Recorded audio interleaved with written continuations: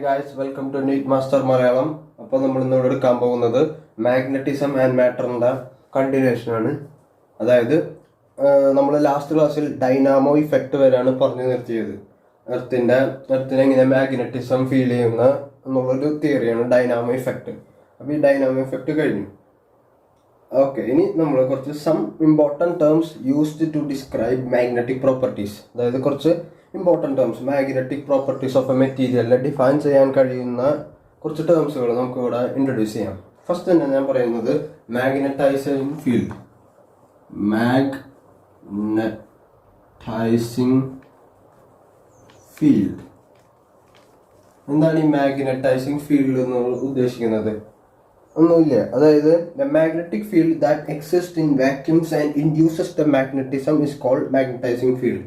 അതായത് ഇപ്പോൾ ഈ മാഗ്നറ്റിക് ഫീൽഡുകൾ ഉണ്ടാവില്ല, ആ മാഗ്നറ്റിക് ഫീൽഡ് വാക്യൂമിൽ, അതായത് എയറിൽ, അതായത് നമ്മുടെ വോൾ സ്പേസിൽ, അതായത് magnetic field that exist in vacuums, എയറിലുള്ള മാഗ്നറ്റിക് ഫീൽഡ് എക്സിസ്റ്റ് ചെയ്യുന്ന മാഗ്നറ്റിക് ഫീൽഡുകൾ, ആ ഫീൽഡുകൾ എങ്ങനെയായിരിക്കണം? That must induce magnetism in some material, അതായത് മറ്റൊരു മെറ്റീരിയലിലേക്ക് അത് മാഗ്നറ്റിസം ഇൻഡ്യൂസ് ചെയ്യാൻ കഴിവുണ്ടാവണം. ആ ടൈപ്പ് മാഗ്നറ്റിക് ഫീൽഡ്, വാക്യൂമിൽ എക്സിസ്റ്റ് ചെയ്യുന്ന ആ ടൈപ്പ് മാഗ്നറ്റിക് ഫീൽഡുകളെയാണ് മാഗ്നറ്റൈസിങ് ഫീൽഡ് എന്ന് പറയുന്നത്. അതായത് മറ്റൊരു മെറ്റീരിയൽ, മറ്റൊരു സാധനത്തിനെ മാഗ്നറ്റൈസ് ചെയ്യാൻ ഹെൽപ്പുള്ള വാക്യൂമിൽ എക്സിസ്റ്റ് ചെയ്യുന്ന മാഗ്നറ്റിക് ഫീൽഡിനെയാണ് നമ്മൾ മാഗ്നറ്റൈസിങ് ഫീൽഡ് എന്ന് പറയുന്നത്. ഓക്കെ, നമ്മൾ അടുത്തതായിട്ടൊരു ടേം പഠിക്കാൻ പോവാണ്, മാഗ്നറ്റൈസിങ് ഫീൽഡ് ഇന്റൻസിറ്റി എന്ന് പറഞ്ഞിട്ട്. ഇതാണ് ഇമ്പോർട്ടൻറ്റ്. ദാറ്റ് ഈസ് ഇതിനെ എച്ച് എന്ന് ഡിനോട്ട് ചെയ്യും, ക്യാപിറ്റൽ എച്ച് എന്ന് ഡിനോട്ട് ചെയ്യും. ഈ മാഗ്നറ്റൈസിങ് ഫീൽഡ് ഇന്റൻസിറ്റി എന്ന് പറഞ്ഞാൽ ഇതെന്തായിരിക്കും? മാഗ്നറ്റൈസിങ് ഫീൽഡ് എന്ന് പറഞ്ഞാൽ അർത്ഥം മനസ്സിലായില്ലേ? അപ്പോൾ ഈ മാഗ്നറ്റൈസിങ് ഫീൽഡ് ഇന്റൻസിറ്റി എന്ന് പറഞ്ഞാൽ എന്തായിരിക്കും? അതാണ് ഞാൻ പറയാൻ പോകുന്നത്. അതായത് the ability of the magnetising field to magnetise a material, അതിനെയാണ് നമ്മൾ മാഗ്നറ്റൈസേഷൻ ഫീൽഡ് ഇന്റൻസിറ്റി എന്ന് നമ്മൾ പറയുന്നത്. അതായത് ഒരു സബ്സ്റ്റൻസ്, ഒരു പദാർത്ഥത്തെ അല്ലെങ്കിൽ ഒരു സബ്സ്റ്റൻസിനെ എക്സ്റ്റേണൽ മാഗ്നറ്റിക് ഫീൽഡ്, അതായത് മാഗ്നറ്റിക് ഫീൽഡ് കൊണ്ട് അതിനെ മാഗ്നറ്റൈസ് ചെയ്യാൻ കഴിവുള്ള ആ കഴിവിനെയാണ്, അല്ലെങ്കിൽ ആ കഴിവിനെയാണ് നമ്മൾ മാഗ്നറ്റൈസിങ് ഫീൽഡ് ഇന്റൻസിറ്റി എന്ന് പറയുന്നത്. അതായത് ഒരു എക്സാമ്പിൾ പറയാം, ഇതൊരു റാൻഡം മെറ്റീരിയൽ ആണെന്നൊക്കെയാ, അവിടെ മാഗ്നറ്റൈസിങ് ഫീൽഡുകൾ ഇങ്ങനെ വാക്യൂമിൽ എക്സിസ്റ്റ് ചെയ്യുന്ന പറഞ്ഞല്ലോ. ഈ മാഗ്നറ്റൈസിങ് ഫീൽഡ് ഇതിൻ്റെ ഉള്ളിൽ കൂടെ കടന്നുപോയി ഈ മെറ്റീരിയലിനെ മാഗ്നറ്റൈസ് ചെയ്യാനുള്ള ആ എബിലിറ്റിനെ ഡിഫൈൻ ചെയ്യുന്ന ടേമാണ് magnetising field intensity, capital H denote ചെയ്യുന്നത്. ഇതിനൊരു എക്സ്പ്രഷൻ ഉണ്ട്. അതായത് ഇപ്പോൾ നമ്മൾ എല്ലാ കേസിലും സോളിനോയിഡ് എടുക്കണം. സോളിനോയിഡ് അറിയില്ലേ? അതായത് ഒരു കോയിൽ, വൗണ്ട് ചെയ്തൊരു കോയിൽ, അതാണ് സോളിനോയിഡിന്റെ അർത്ഥം. ഈ സോളിനോയിഡിന്റെ let this solenoid be a solenoid with n, small n number of turns per unit area. ഈ സ്മോൾ n എന്ന് പറഞ്ഞാൽ number of turns per unit area ആണ് സ്മോൾ n. ഈ small n number of turns per unit area ഉള്ള solenoid ആണെങ്കിൽ ഇതിന്റെ magnetizing field intensity കണ്ടുപിടിക്കാം. എങ്ങനെ? ഈ സോളിനോയിഡിന്റെ ഉള്ളിൽ കൂടെ ഐ കറണ്ട് പാസ് ചെയ്യാൻ നോക്കിയാൽ, ഒരു ഐ കറണ്ട് പാസ് ചെയ്യുമ്പോൾ ഈ മാഗ്നറ്റൈസിങ് ഫീൽഡ് ഇന്റൻസിറ്റി നമുക്ക് കണ്ടുപിടിക്കാം. That is capital H is equal to Ni. Expression പഠിക്കുക. അതായത് മാഗ്നറ്റൈസിങ് ഫീൽഡ് ഇന്റൻസിറ്റി, അതായത് magnetising field intensity of a solenoid where I current passes through it. ആ സോളിനോയിഡിന്റെ പ്രത്യേകത എന്താണ്? സ്മോൾ n ആണ് അതിന്റെ number of turns per unit area. അങ്ങനെയാണെങ്കിൽ നമുക്ക് മാഗ്നറ്റൈസിങ് ഫീൽഡ് ഇന്റൻസിറ്റി H കണ്ടുപിടിക്കാം. That is H is equal to Ni. Okay, ഇത് മനസ്സിലായിരിക്കുന്നു. ഇനി അടുത്ത് നമ്മൾ എടുക്കാൻ പോകുന്നത് ഇന്റൻസിറ്റി ഓഫ് മാഗ്നറ്റൈസേഷൻ, അതാണ് നമ്മൾ അടുത്തെടുക്കാൻ പോകുന്നത്. ഇത് മനസ്സിലായെന്ന് വിചാരിക്കുന്നു. ആ രണ്ട് ടേംസ് നമ്മൾ യൂസ് ചെയ്തത് മാഗ്നറ്റിസത്തിലുള്ള ടേംസുകളാണ് ഞാൻ അവിടെ പറയുന്നത്. ഇത് മനസ്സിലായെന്ന് വിചാരിക്കുന്നു. ഓക്കെ, നമ്മൾ അടുത്ത് ചെയ്യാൻ പോകുന്നത് ഇന്റൻസിറ്റി ഓഫ് മാഗ്നറ്റൈസേഷനെ കുറിച്ച് പഠിക്കാൻ പോകുന്നത്. Intensity of magnetization. Intensity of magnetization. ആണ് നമ്മൾ അടുത്ത് പഠിക്കാൻ പോകുന്നത്. ഓക്കെ, എന്താണ് ഈ ഇന്റൻസിറ്റി ഓഫ് മാഗ്നറ്റൈസേഷൻ ഉദ്ദേശിക്കുന്നത്? അതായത് നമുക്ക് മാഗ്നറ്റിക് മൊമെന്റങ്ങളെ കുറിച്ച് പഠിച്ചില്ലേ നമ്മൾ? ആ മാഗ്നറ്റിക് മൊമെന്റങ്ങളെ കുറിച്ചാണ് നമ്മൾ ഇതിൽ കാര്യമായിട്ട് പറയുന്നത്. അതായത് ഈ ഇന്റൻസിറ്റി ഓഫ് മാഗ്നറ്റൈസേഷൻ ഇതിനെ നമ്മൾ ഡിനോട്ട് ചെയ്യുന്നത് ക്യാപിറ്റൽ എം എന്നാണ്. ക്യാപിറ്റൽ എം ആയിട്ടാണ് ഇതിനെ ഡിനോട്ട് ചെയ്യുക. സ്മോൾ എം നമ്മൾ മാഗ്നറ്റിക് മൊമെന്റത്തിനാണ് ഡിനോട്ട് ചെയ്യുക. ഓക്കെ, അപ്പൊ ക്യാപിറ്റൽ എം ഇതാണെങ്കിൽ നമ്മൾ പറയുന്നത് ഈ ഇന്റൻസിറ്റി ഓഫ് മാഗ്നറ്റൈസേഷൻ എന്ന് പറഞ്ഞാൽ the magnetic momentum developed per unit volume of a material when it is placed in a magnetising field is called the intensity of magnetisation. അതായത് magnetic momentum developed per unit volume, അതാണ് നമ്മുടെ intensity of magnetisation. അത് ഏത് മെറ്റീരിയലിലാണോ നടക്കുന്നത്, അതായത് ഒരു material magnetising ഫീൽഡിൽ വെച്ചാണല്ലോ magnetic momentum സംഭവിക്കുക. സാധാ ഒരു മെറ്റീരിയൽ പാരാമാഗ്നറ്റിക് മെറ്റീരിയൽ, അത് പാരാമാഗ്നറ്റിക് ഡയമാഗ്നറ്റിക് തന്നെ കുറേ ക്ലാസിഫിക്കേഷൻ ഉണ്ട്, അത് ഞാൻ അടുത്തതായിട്ട് പറയാം. അതിന് മുമ്പ് അതായത് ഒരു മെറ്റീരിയൽ വെക്കുമ്പോൾ മാഗ്നറ്റൈസിങ് ഫീൽഡിൽ വെക്കുമ്പോഴാണ് അതിന് മാഗ്നറ്റിക് മൊമെന്റം ഡെവലപ്പ് ചെയ്യുക. ആ magnetic momentum developed per unit വോളിയത്തിനെയാണ് നമ്മൾ intensity of magnetisation capital M എന്ന് ഡിനോട്ട് ചെയ്യുക. അതായത് capital M is equal to നിങ്ങൾക്ക് പറയാം, അതായത് magnetic momentum small M per unit volume B, ഇതാണ് നമ്മുടെ ഇന്റൻസിറ്റി ഓഫ് മാഗ്നറ്റൈസേഷൻ. അങ്ങനെയാണെങ്കിൽ ഇപ്പോൾ ഒരു സിറ്റുവേഷൻ കൊണ്ടുവരാണ്, അതായത് ഒരു സ്പെസിമെനെ നമ്മൾ മാഗ്നറ്റൈസ് ചെയ്യാൻ പോവുക. അതായത് സോളിനോയിഡിന്റെ ഉള്ളിലേക്ക് കയറ്റി വയ്ക്കും. അതായത് മാഗ്നറ്റൈസ് ചെയ്യാനുള്ള മെറ്റീരിയലിനെ നമ്മൾ സോളിനോയിഡിന്റെ ഉള്ളിലേക്ക് കയറ്റി വെച്ച് some amount of electricity pass ചെയ്യിപ്പിക്കും. അപ്പോൾ അതിൽ ഡെവലപ്പ് ചെയ്യുന്ന ടോട്ടൽ മാഗ്നറ്റിക് മൊമെന്റം എന്താണെന്ന് ഞാൻ എഴുതാൻ പോകുന്നത്. അതായത് total magnetic momentum develop that is B M or B O plus B M. B O plus B M ആണ് നമ്മൾ ഇങ്ങനെ ഡിനോട്ട് ചെയ്യുന്നത്. അതായത് ബി ഒ എന്ന് പറഞ്ഞാൽ നമ്മുടെ മാഗ്നറ്റൈസിങ് ഫീൽഡ്. ഭൂമിയിൽ തന്നെ ഒരു ഫീൽഡ് ഉണ്ടെന്ന് പറഞ്ഞു. അതായത് മാഗ്നറ്റൈസിങ് ഫീൽഡ് എന്ന് പറഞ്ഞാൽ വാക്യൂമിൽ മാഗ്നറ്റിക് ഫീൽഡ് എക്സിസ്റ്റ് ചെയ്യുന്ന ഫീൽഡുകളെയാണ് മാഗ്നറ്റൈസിങ് ഫീൽഡ് എന്ന് പറയുന്നത്. അത് വേറെ മെറ്റീരിയലിൽ ഇൻഡ്യൂസ് ചെയ്യണം, അപ്പോൾ അത് മാഗ്നറ്റൈസിങ് ഫീൽഡാവും.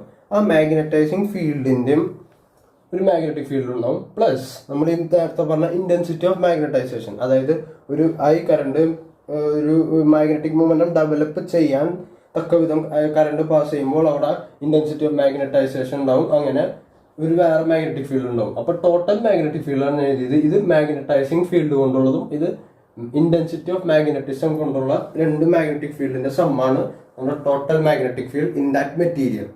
ഓക്കെ, അപ്പോൾ ഇങ്ങനെയാണെങ്കിൽ ഇതിൻ്റെ എന്ന് പറയുമ്പോൾ എന്തായിരിക്കും? Mu H. എച്ച് എന്ന് പറഞ്ഞാൽ അറിയാമല്ലോ, എച്ച് എന്ന് പറഞ്ഞാൽ ഇന്റൻസിറ്റി ഓഫ് മാഗ്നറ്റൈസിങ് ഫീൽഡാണ് ഈ എച്ച് എന്ന് പറഞ്ഞാൽ നമ്മൾ നേരത്തെ പറഞ്ഞത്. പ്ലസ് ബി എമ്മിനെ നമുക്ക് എന്ത് ചെയ്യാം?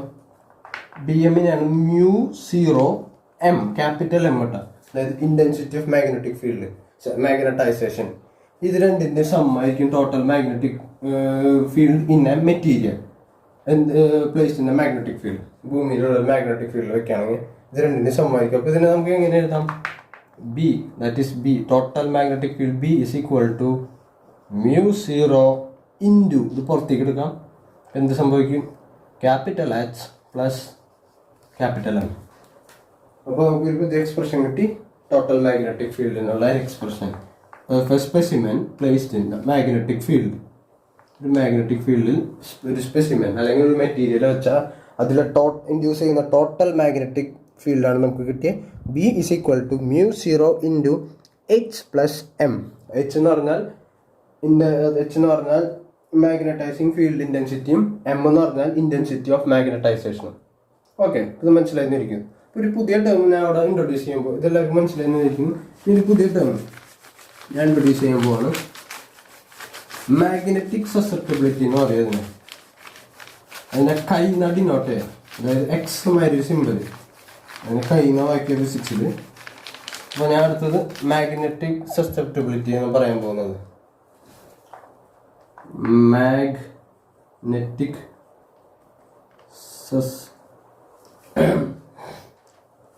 സസെപ്റ്റബിലിറ്റി.